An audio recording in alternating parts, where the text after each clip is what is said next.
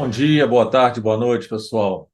Estamos aqui gravando mais um programa de uma série especial, né, dentro do nosso legado, nosso podcast semanal que a gente está falando do Grupo H Branca, contando um pouco da nossa história, de onde que nós viemos há 77 anos construindo essa história na sociedade aí, com muito sucesso, com uma construção muito bacana, e contando um pouco disso através das pessoas, né? E nós estamos fazendo essa série especial falando dos novos negócios, e hoje nós estamos com a Marília, né, que é a nossa head de inteligência de mercado e experiência de cliente, que tem feito um trabalho, né, super legal, e a gente tem mudado a linha do trabalho dela aqui, e já tem uns 6 meses que a gente tem uma nova direção, e a Marília faz parte desse processo que a gente trata como os novos negócios, porque a gente tem uma mexida tão legal que a gente é gerido com esse grupo desses novos negócios. E é sobre isso que a gente vai fazer esse bate-papo hoje. E estamos aqui para fazer essa conversa hoje. Tudo bom, Marília? Dá um oi pro pessoal aí. Tudo bom? Bom dia, boa tarde, boa noite, pessoal. Obrigada, Marcelo, pelo convite mais uma vez. É uma satisfação estar aqui, continuando, né, esse podcast, aí, esse legado de várias séries especiais. Então, muito obrigada pelo convite novamente. Ah, legal. Isso aí é assim, né? Porque a gente, quando tem uma pauta mais firme, né, Marília, é mais fácil a gente fazer uma gravação, a gente dá uma olhada nas questões, mas a gente está trazendo para o nosso, para as pessoas que estão conosco, né, essas atualizações do que a gente tem feito, né? E, de fato, assim, a gente tem tido uma vida muito intensa, com tantas marcas, com tantas lojas, com tantas áreas operacionais, com tantas famílias de carro dentro de cada marca. Isso tem sido assim, uma multiplicação de atenção que a gente está tendo que ter. E nesse mundo de veículo, a gente tem metas mensais, né? Então, assim, a gente, além de ter que dar atenção para muitas marcas, tem que ser dentro do tempo necessário para a gente atingir as nossas metas, né? E como é que é isso, Marília? Conta um pouquinho para a gente dessa dinâmica, do tamanho desse trabalho, como é que você está conseguindo organizar essas coordenações que nós criamos? Para dar um overview para a gente, assim, como é que ficou essa história dessas distribuições das coordenações e como é que é feita essa distribuição das tarefas aí? Tá? De fato, a gente tem hoje, né, um grande desafio de jogar um jogo infinito e finito. Uhum. Então, a gente fala muito da ambidestria, né? A gente precisa entregar a longo prazo, olhar a longo prazo, mas obviamente sem esquecer das nossas metas de curto prazo, porque são elas que movimentam hoje também grande parte do negócio. E até essa reestruturação que a gente fez no setor por marcas, ela também vem muito desse nosso grande desafio e interesse em jogar o jogo aí nos dois lados, né? Os dois motores. A gente vinha de uma estrutura dentro do departamento de inteligência com núcleos, então cada núcleo ele tem uma especialidade, a gente tem um núcleo de performance, núcleo de CX, núcleo de conteúdo, de CRM e assim vai. E em cada núcleo a gente tinha uma coordenação. Só que quando a gente começa a crescer demais, a gente entende que temos novas marcas, temos novos públicos, temos novos processos, então a gente passa a reorganizar esse setor com os núcleos por marca. Então, Uhum. agora a gente tem as estruturas com coordenações específicas de cada negócio, de cada marca, e dentro dessa coordenação nós temos os núcleos que já tinham no departamento antes. E cresce muita demanda, né, assim, do diretor, do head daquela operação, né?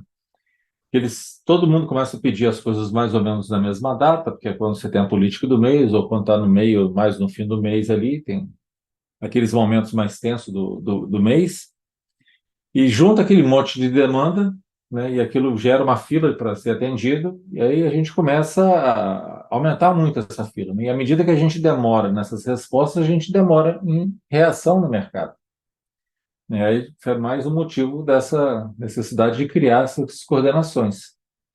E como é que está essa experiência, Maria, de poder, assim, botar cada pessoa dessa no mundo dela, né? Porque, assim, quando a gente fala de um mundo de, sei lá, caminhão, Mercedes, é diferente de um mundo de Lexus, que é diferente de um mundo do agro, é diferente de um mundo de carro elétrico e assim por diante. Como é que está sendo conseguir passar para cada coordenação, para cada pessoa dessa, ela entender um pouco desse mundo que ela vive? Algumas coordenações que a gente tem hoje já faziam parte da empresa, né? Então, já faziam parte do marketing, já tinham ali um contato com essa marca e com o processo, e a gente tem um processo novo com algumas promoções. Então, nestes casos que a gente já tem o DNA da marca e do processo, ele é um pouco mais fluido. Mas aí a gente também tem as novas coordenações, que são novas marcas para o grupo, novas pessoas para o grupo. Então, é onde a gente tem esse trabalho aí, de fato, de conseguir colocar todo mundo dentro desse DNA e dentro do DNA de cada marca. Então, temos 2 desafios que eles estão juntos, mas são desafios diferentes. Ao mesmo tempo, a gente entende que quando a gente tem pessoas dedicadas, coordenações dedicadas, a gente tem um processo menos complexo para que a gente consiga focar. Então, sabemos que trabalhamos com caminhões, com veículos, mas ainda assim as marcas são diferentes, os processos são diferentes, e tendo essas pessoas focadas, a gente consegue entrar melhor ali nesse negócio e no processo de cada marca. É muito legal isso, porque essa pessoa ela passa a viver, só que bom que a gente já tinha algumas dessas pessoas, que elas são dali, que elas já conhecem aquele mundo, né? Que aí fica mais fácil de fazer essa tradução dessa necessidade, dessa filtrada e dessa canalizada com você, né? E a gente tem um pouco de forças conflitantes, né? Assim, porque você pega a montadora, ela quer que faz tudo, né? A gente tem algumas montadoras que por ela você faz anúncio nos horários mais nobres da televisão, ou para a montadora, quanto mais para ela, melhor. E isso tem um limite, porque se for demais, acaba desequilibrando o resultado, né? Se gastar demais, depois o que você conseguir de produzir de venda não é suficiente. Tem um equilíbrio muito tênue nisso aí. E como é que você faz essa medição para saber até onde que está bom gastar dinheiro, investir, né? Falando em gastar dinheiro, assim, eu vou investir 100, mas se eu investir 200, eu vou vender 100% a mais? Se eu investir 150, eu vou vender 50% a mais? Porque às vezes você investe 150 e vende 1% a mais, né? Então, ou vende muito mais. Como é que é esse equilíbrio? Como é que é essa sensibilidade? Hoje a gente tem, hoje não, né? Acredito de uns 10 anos para cá, o comportamento do cliente evoluiu, o marketing vai evoluindo junto, e a gente tem esses núcleos estruturados. Com isso, a gente começa a ter trabalhos um pouco mais detalhados, mas também um pouco mais assertivos, porque a gente consegue analisar algumas informações. Então, quando a gente vai falar de uma campanha, por exemplo, aparentemente tem um visual, né? Só pega o layout ali, ajusta o layout, publica o layout. Mas por trás desse layout a gente tem a análise do público, onde vai ter o CTA, que é o botão de ação, para onde vai, onde a gente vai subir, quais canais, etc. Então, com isso, com esse processo, a gente tem um ponto bom, obviamente, que a gente consegue medir onde eu consigo investir mais, onde vou ser mais assertivo, e a gente também tem um processo que para isso a gente precisa passar por todas as etapas, né? Então, ônus e bônus aí de todas as fases. Mas quando a gente consegue colocar, de fato, esse processo para rodar, né? Que inicialmente na Comércio a gente conseguiu colocar em Toyota e depois a gente foi para as outras marcas, mas quando a gente consegue começar esse processo e medir, mensurar todos os indicadores, a gente passa a entender quais canais, quais veículos, quais públicos são mais assertivos.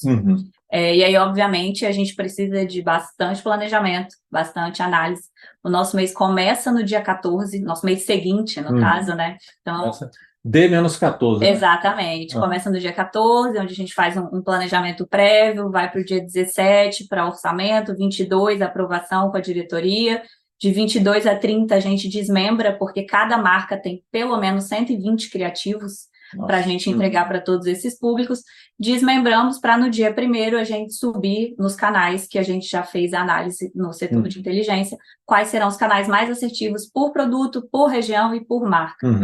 Então, quando a gente faz esse processo todo, obviamente, a gente garante que o investimento da empresa ele está indo para um caminho que faz mais sentido para o negócio, a gente tem um custo por venda com uma qualidade maior, né?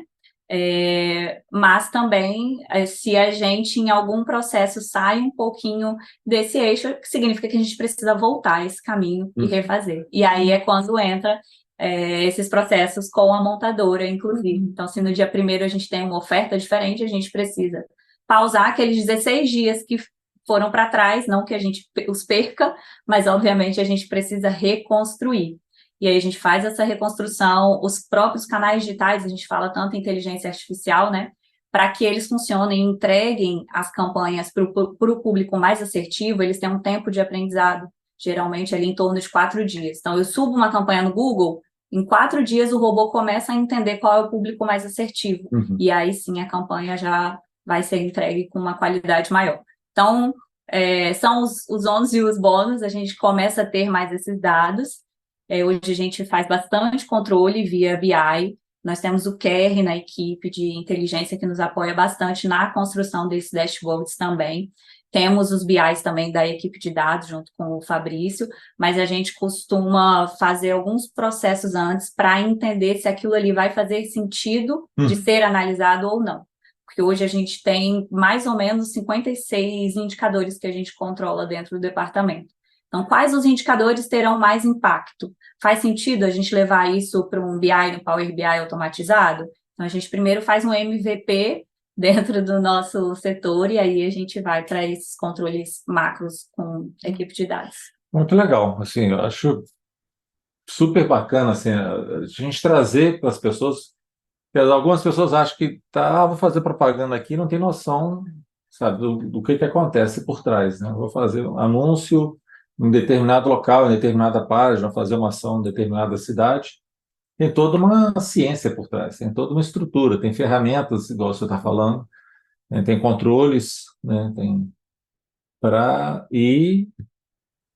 a gente ver o nosso share no final do dia, né? Isso se converte em uma boa participação de market share, um bom fluxo no showroom, pessoas fazendo teste no nosso carro, então é atrair o cliente para dentro da loja para chegar aqui e entender que é a melhor oferta e tal, né? Ver se consegue essa conversão.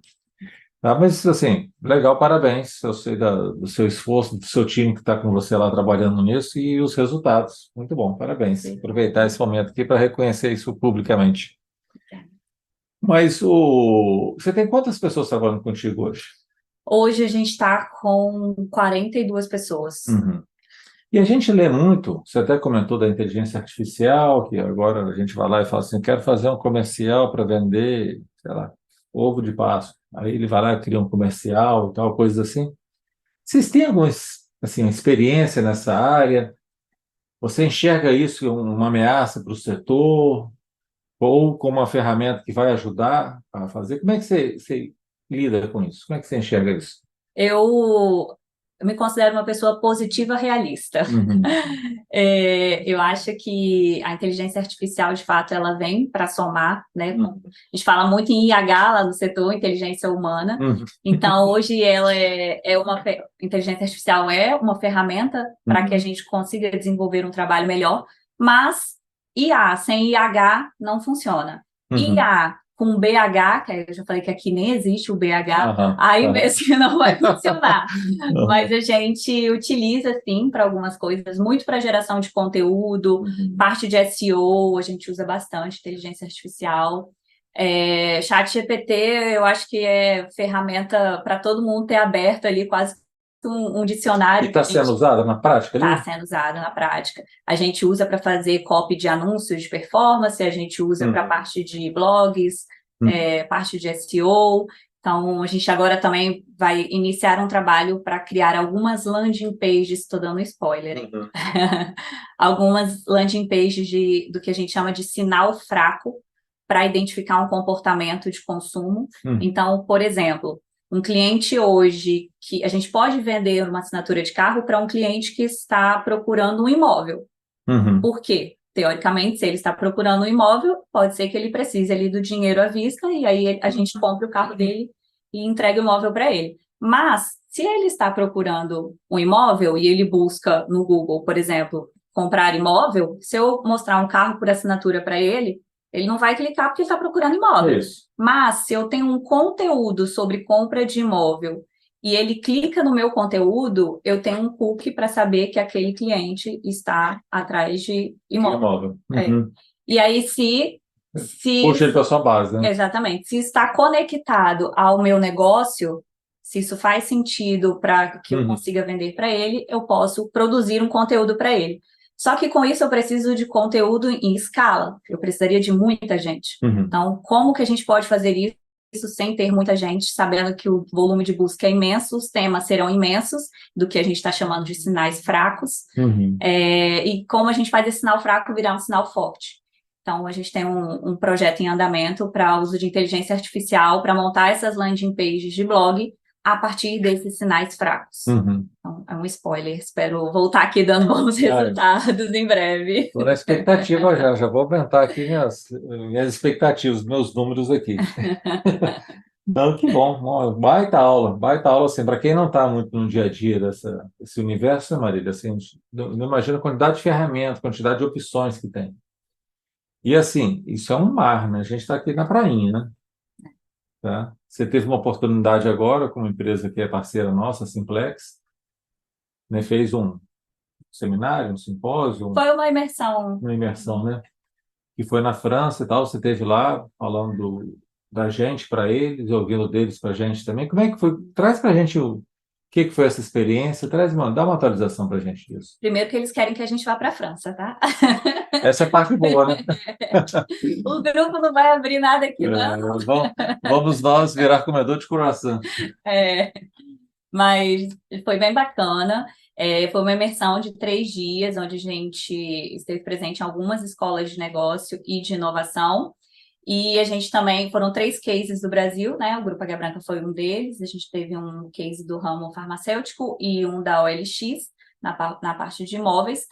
E a gente discutiu muito o impacto de novas tecnologias, de IA, etc., e dados para o negócio, e como as organizações estão se estruturando, principalmente as mais tradicionais, e aplicando inovação, né? Então, o Grupo Águia Branca é um grupo tradicional, mas que é extremamente inovador. E a gente, dentro desses assuntos, a gente discutiu bastante, mas o que mais foi discutido é o tema de dados, que não é novidade para ninguém, mas ele foi discutido numa perspectiva também de LGPD. Então, o Google já anunciou, né, que no ano que vem, de fato, encerram os cookies, e aí a gente, inclusive, visitou a sede do Google lá em Paris, e a gente estava discutindo em relação aos dados, como a gente tem gerado valor com os dados que a gente tem, de fato, ali, autorização, digamos assim, para utilizar, que são o que a gente chama de first party. Então, são os dados que a gente coleta diretamente do cliente. E a gente falou muito sobre isso, do fim. Obviamente, outras coisas devem surgir, né? Nada vai acabar por aí. Mas a gente fala de dados third party, são os dados que a gente tem em maior escala, porém um valor menor, porque a gente não tem tantas informações assim, que são os cookies, são esses dados de internet no geral, enquanto os nossos dados a gente tem em escala menor, porém valor maior. E esse valor maior, ele diz muito sobre a companhia, porque o que estamos fazendo com esses dados, né? Então, quem vai dizer se aquilo ali, de fato, está gerando valor ou não, é a forma como a gente tem utilizado. E aí isso foi muito discutido, né? Como isso tem sido armazenado. A gente conversou também bastante sobre o período que a própria Apple começou a limitar o rastreamento de aplicativos. Então, hoje, mais de 60% dos clientes optam em não deixar o aplicativo ser rastreado. E aí a gente fala, o Google vai limitar, mas vai vir outra coisa. Ok, mas olha o tanto que a gente já perdeu também. Então, como está sendo esse movimento para a gente aproveitar enquanto ainda temos esses dados, e mais do que isso, né? Em como vamos armazená-los e fazer com que eles virem insights para o negócio, que é o X da questão. O base de dados, como fala, dados é o novo petróleo, né? Já se dizia isso, né? E por trás disso tem uma inteligência grande nessa frase, porque petróleo não adianta, petróleo, se você botar no carro, ele não funciona, você tem que extrair, você tem que filtrar, você tem que preparar ele para ele se tornar uma fonte de energia legal. É o dado. A gente tem um monte de informação, mas se a gente não souber extrair, não souber peneirar, levar o dado no lugar certo, ele não vai trazer a energia que o nosso negócio precisa, né? E aí precisa de uma jornada. A gente tem uma coisa que ficou muito em voga, que as pessoas falavam muito, é a tal da transformação digital. Eu falo que a gente tinha que ter uma transformação de dados, né? Porque, assim, tem muita gente que não sabe da importância de registrar um dado certo, né? E aí a pessoa vai comprar um carro, aí você põe o nome fulano de tal, não coloca o telefone certo, não coloca o dado certo, não coloca a idade certa, não coloca as coisas que são importantes para fazer com que a gente entenda aquele cliente, o que que ele quer, o que que ele almeja, de onde que ele está vindo e tal. E aí você acaba gerando um banco de dados, digamos assim, fake, né? Porque depois você vai ver aquilo ali, nem tudo aquilo é verdadeiro, e você gasta uma grana para fazer um esforço para vender para um público que você teve uma leitura errada. Então, de verdade, para mim, é um novo petróleo. Se você não souber lidar com ele, ele não vai gerar o resultado. E tem alguma iniciativa, Marília, assim, nossa aqui, de fazer essa aculturamento, trazer esse conhecimento da importância dos dados, do tratamento dos dados, onde que a gente vai guardar? Como é que está isso? Sim, a gente tem um projeto já iniciado com o NBS, né? Há um ano e meio, mais ou menos, para fazer essa estruturação na parte de jornada física do cliente, a partir do momento que ele entra num showroom de vendas. Seria ali o nosso, digamos que a primeira sprint de entrega. Uhum. Só que a gente entendeu que, principalmente depois da viagem que eu fiz, a gente entendeu que a gente tem possibilidades muito maiores e urgência ainda maior. Uhum. Então, a gente fez um trabalho aí de remapeamento de toda a jornada, de todos os ambientes, para a gente entender o que a gente precisa evoluir com sistemas, com processos. Aí foi a equipe de inteligência junto com a equipe tech, o Fabrício nos apoiou muito, a Danúbia, nesse trabalho. E agora a gente está num processo de entender como a gente vai fasear isso para atender a divisão comércio toda. Mas acredito que esse é um tema que ele está sempre em alta e tem que estar mesmo, né? A gente não pode deixar, de fato, ele esquecido, até porque às vezes a gente começa a entrar em novas tecnologias, novos termos. O Décio falou ontem sobre inteligência artificial. E o que é inteligência artificial sem dados? Nada. Então, o que a gente está construindo de base, né? Eu falo, como é que está o nosso arroz com feijão, para depois a gente falar do filé mignon. Então, a gente precisa, de fato, olhar para esse tema com muita atenção, porque ele é a base fundamental para qualquer outra tecnologia e outras inovações também que a gente venha realizar. Assim, é um desafio, né? Porque nós estamos vivendo num limiar que a gente precisa estar usando essas novas tecnologias. Essas novas tecnologias ainda não nos provaram o quão competente elas são. Aí você fica assim, usando uma coisa que realmente é, né, o estado da arte de uma forma de buscar clientes, de contactar, de controlar, mas será que ela é, de fato, né? Estávamos conversando agora sobre a questão do humano, né, da humanização. De como que é importante a gente ter pessoas nessa relação. Porque a gente hoje é muito fácil falar, vou botar um sistema, vou botar um app, vou botar um IA generativo aqui para fazer uma camada de conversar com os nossos clientes do lead center, coisas desse sentido. E eu acho que não estamos esquecendo muito da pessoa, né, desse calor humano, né, que a gente sabe fazer. Quanto mais nós aqui brasileiros, latinos, que somos, adoramos o contato, falar e reclamar com as pessoas. Como é que você, na sua gestão desse processo como um todo, como é que você está lidando com isso? Eu acredito, de novo, né, a tecnologia ela tem que ser um apoio para a gente e principalmente para o que a gente faz de melhor. O que o humano faz de melhor? Se relacionar. Então, a tecnologia não vai substituir isso, né? E eu estive recentemente no RD Summit, na palestra do João Branco, do McDonald's. Ele tem um livro, Desmarketize-se, e a palestra dele foi em cima disso também. E ele estava falando muito desse processo, de como as marcas precisam se posicionar ao lado do consumidor.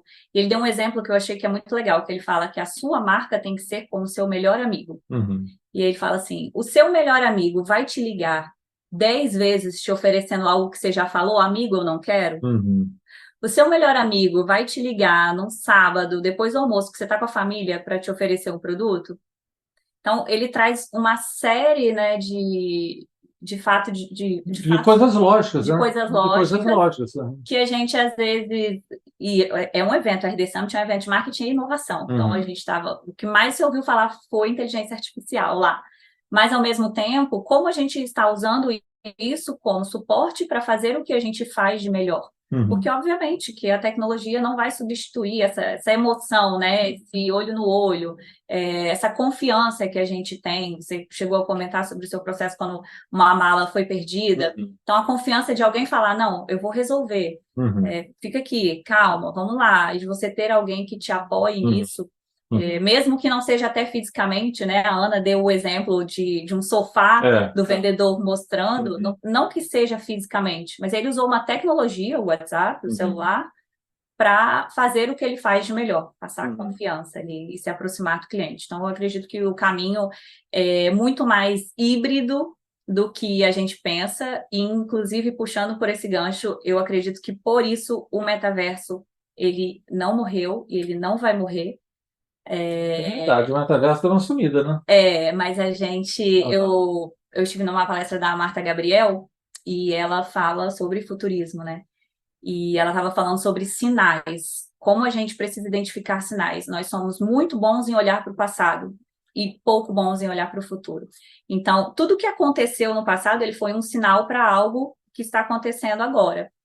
ChatGPT, inteligência artificial, se fala lá desde 67. Então, ela vem trazendo sinais. E o QR Code, que apareceu e morreu e depois voltou com tudo. E aí Carro elétrico. Eu tive agora no museu de uma dessas marcas famosas aí. Achei lá um carro de 74 com as baterias, só que essas baterias tradicionais que a gente tem, aquele banco de bateria na frente do carro e o carro elétrico. E não foi à frente. Eu estou falando de uma dessas grandes marcas de automóveis aí, teve com a tecnologia na mão.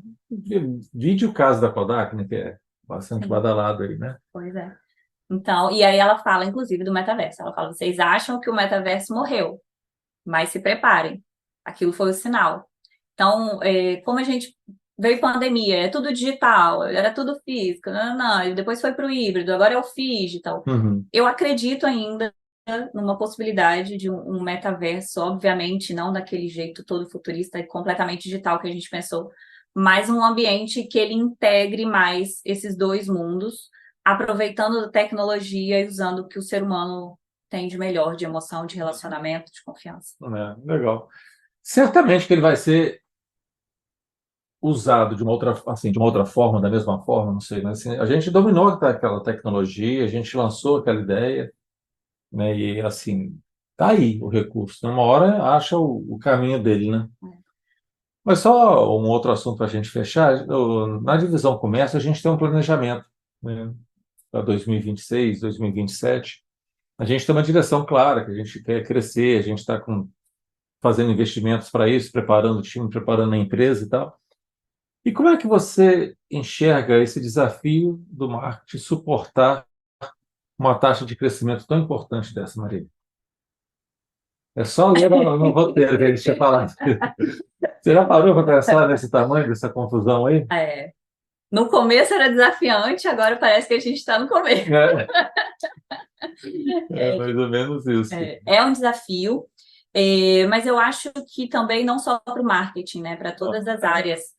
A gente está, de fato, crescendo, é um crescimento exponencial e a gente precisa o tempo todo voltar ali no nosso DNA, lembrar do que a gente já fez de melhor, entender o que a gente precisa melhorar para que a gente consiga suportar esse crescimento. Eu acredito que um dos pontos chaves para isso é o processo bem feito. Porque, principalmente quando a gente tem tudo crescendo muito rápido, se a gente não se atenta para o processo bem feito, para um processo que ele já foi estruturado, que a gente sabe que funciona, e a gente, de repente, quer fazer tudo de forma corrida e sem ter cuidado com isso, acho que isso é arriscado. E aí isso vai para o marketing, como para todas as outras, os outros departamentos. Mas acredito que a gente ganha também com essa estruturação que a gente tem nova, que a gente já falou. Temos muitos desafios, mas a gente não pode, de forma nenhuma, perder o controle de um processo bem feito, da capacitação das pessoas. Então, a gente precisa capacitar, a gente precisa dar autonomia aos times, né? Então, se eu tenho um especialista em financiamento, ele estuda para aquilo, ele tem autonomia para aquilo. Se eu tenho um especialista em vendas, um especialista em marketing, enfim. A gente precisa ter esse cuidado com o processo, capacitar as pessoas, dar autonomia para as pessoas que são especialistas naquelas áreas. Eu acredito obviamente sem perder o foco no cliente. Claro. Acredito que a gente consiga Uhum. uma expansão de forma menos complexa, tranquila jamais. De tédio a gente não morre aqui, Não. É verdade. Mas assim, é claro que a gente tem muita ferramenta, a gente tem muito suporte, a gente tem muito apoio para a gente poder sonhar esses sonhos, né? Igual a gente falou ontem aí no evento que a gente teve, né? Mas é essa atenção para não se deixar encantar com o canto da sereia, né? Porque, assim, agora é tudo inteligência artificial, é tudo digital, é tudo não sei o quê, e a estrutura cresce demais, e a gente perder a mão de mover o mundo com excelência e respeito às pessoas.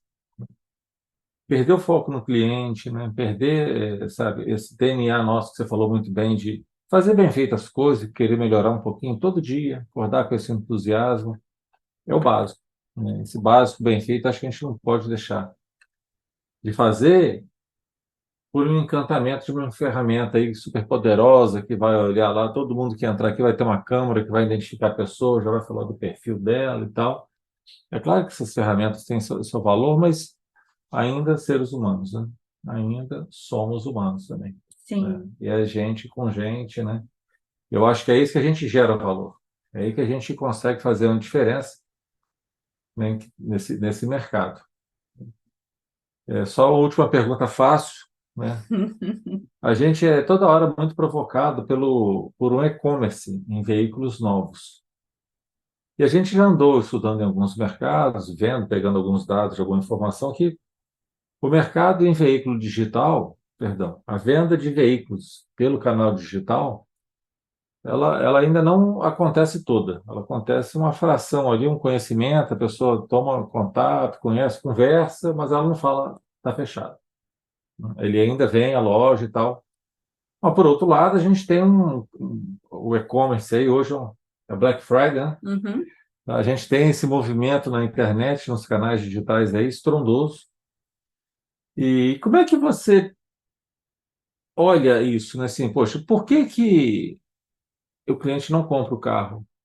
Não é só no Brasil, em outros países que a gente já andou olhando aí.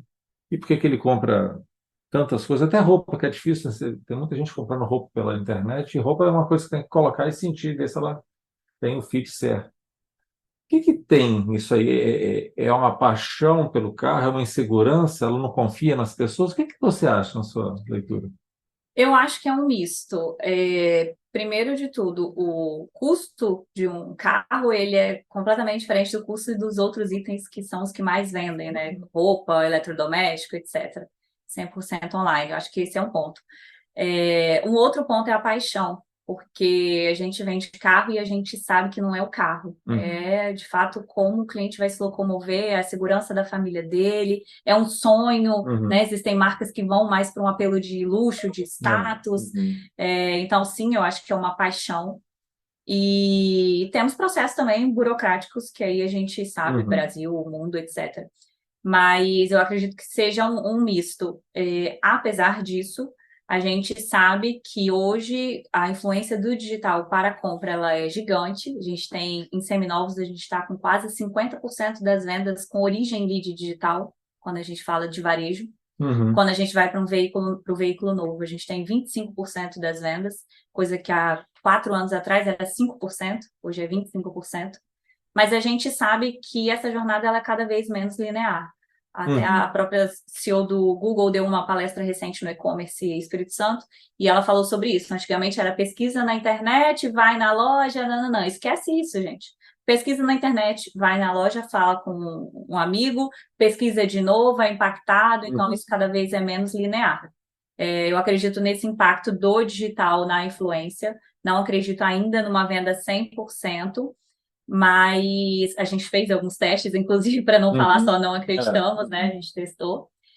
Temos algumas promessas, né? Principalmente da Amazon agora para o próximo ano de Uhum. vendas de veículos 100% Uhum. digital. Uhum. Eu acho que uma coisa que até o próprio Hegel fala, a gente precisa estar preparado. Então, fizemos testes, temos pontos de jornada digitalizado, cada vez mais, obviamente, a gente pode digitalizar e unificar mais. Se de fato o cliente for para esse caminho, a gente vai caminhar junto. Mas eu acredito que tem um misto de paixão, de conquista, de segurança e muito também do valor do produto. Uhum. Eu acredito também nisso, né? Tem a questão do valor. Eu acho que tem a questão também que ela acha que se vier na loja ela vai ganhar um desconto a mais, que ela vai negociar de uma forma diferente, né? Sim, Acho que tem isso dela querer fazer esse vínculo com alguém, com outro ser humano, né? Porque é uma compra que traz insegurança na hora que você faz aquela compra, por mais que é um objeto de desejo. Tem marcas que são muito aspiracionais, né? Que a pessoa compra ali, não compra um carro, compra o poder, né? Igual a Dodge Ram, né? A Ram fala, né? Que isso aqui é o poder, né? Não é um carro, né? E tal. Que é realmente um carro muito legal. São marcas aspiracionais. E acho que tem isso. A pessoa quer ir lá, ela quer passar por aquele processo também, né? Quer ser atendida, quer viver aquilo, né? Então, eu acho que essa sensibilidade a gente vê, estar atento ao cliente, né? Eu acho que, de novo, né? O básico, bem feito, que é olha o que o cliente está falando, olha nos olhos dele, dê confiança a ele, para ele se sentir confortável e seguro que está fazendo um bom negócio, né? Com uma boa empresa, uma boa reputação. sim. Ah, que bom, que bom. Conectando a isso até, Marcelo, eu estava vendo recentemente alguns estudos de neurociência que estavam falando que no momento que a gente fecha o negócio, é o momento que a gente mais se pergunta se a gente de fato fez algo certo. Uhum, Então, eu fico imaginando num veículo, né? Primeiro, até ele de fato querer comprar ali 100% online, ou se de fato ele resolver comprar, qual será depois essa taxa de cancelamento? E se o cliente tem dentro de um showroom de vendas, que seja uma pessoa ali, um humano, a probabilidade dele julgar que a escolha não foi tão bem feita, eu acho que é menor. Porque uhum, você tem alguém especialista que estava ali para assessorá-lo, para ser o consultor de vendas, né? Que a gente fala. é, acho que até ela fala assim, eu preciso que alguém me convença que eu quero fazer isso. Isso. É tipo um testemunho ali que, né, para reforçar esse meu desejo ali. Então, mas legal, Marília. Obrigado aí por esse bate-papo, né? Obrigado por aceitar esse desafio incrível, né? Porque é uma jornada eletrizante, né? Essa É, nossa jornada, esse volume de venda que a gente tem feito, essa quantidade de diversidade de pontos e argumentos e de produtos que a gente tem vivido, isso traz para a gente um nível de excitação, de estresse grande, né? Então, temos que ter energia para isso, temos que gostar disso, né? Para poder viver com isso aí. Parabéns. Então, e assim, um conselho que você daria para o time que está vivendo isso, sabe, com tanta novidade no mercado, que tem que se aprofundar nisso, que conselho que você daria? nunca parar de aprender. Uhum. Não tem mais isso de você acabou os estudos quando? Se alguém me falar que acabou os estudos, eu vou ficar assustada, É, porque de fato tem sempre tudo, coisas novas e a gente precisa estar em constante movimento e aprendizado. E acho que se tem algo também que nos últimos anos, principalmente depois da pandemia, eu refleti bastante foi sobre o equilíbrio. Então a gente precisa ter o equilíbrio da vida, a gente precisa pensar em bem-estar, em saúde, praticar atividade física, para que a gente consiga, de fato, equilibrar nessa correria, nessa velocidade 2 que a gente vive. Então, uhum. um aprendizado contínuo e sem esquecer do nosso equilíbrio da vida. Eu falo que a primeira agenda do dia ela precisa ser com a gente, então acordar, fazer alguma coisa útil para a gente. Uhum. E compartilhar sempre, a gente sempre tem o que aprender, o que ensinar um pouco também. E eu acho que é esse o caminho. Muito bom, muito bom. Está aí as dicas do sucesso, então. Faça isso e trabalhe bastante, né? E Trabalho trabalhe bastante. bastante. Só nessa área, acho que não dá para deixar passar. Hoje de manhã eu estava pensando um pouco no. Ontem teve nosso fórum, né? O fórum do Grupo Águia Branca, que aconteceu aqui em Vitória, no Espírito Santo. E tivemos diversas palestras e tivemos uma de tecnologia. E muita gente fala que tecnologia é coisa de jovem, que é aquele garoto com piercing, com uma argola, que não sei o quê, e as pessoas com um pouco mais de idade não conseguem acompanhar, né? E a gente viu lá o Décio, né, que é um dos nossos vice-presidentes, que já não é nenhum menino, né? Já passou da adolescência, já tem um tempo, dando um show, né, Marília? Dando um show. Então, acho que é um exemplo, é um estímulo para a gente disso, de não parar de estudar, né? Não parar nunca, né? Porque é isso que nos motiva, é isso que nos mantém vivos. Esse sentido de propósito, esse sentido de eu estou aqui para ser uma ferramenta de contribuição para esse mundo, né? Sim. Muito legal. Com certeza. Querida, obrigado. Muito Obrigada. bom. Tá? Estamos juntos aí nesse desafio. Tá? Estamos. É isso, pessoal. Tá? O nosso podcast essa semana. Agradeço vocês aí a audição, né? E semana que vem temos mais aí. Vamos juntos.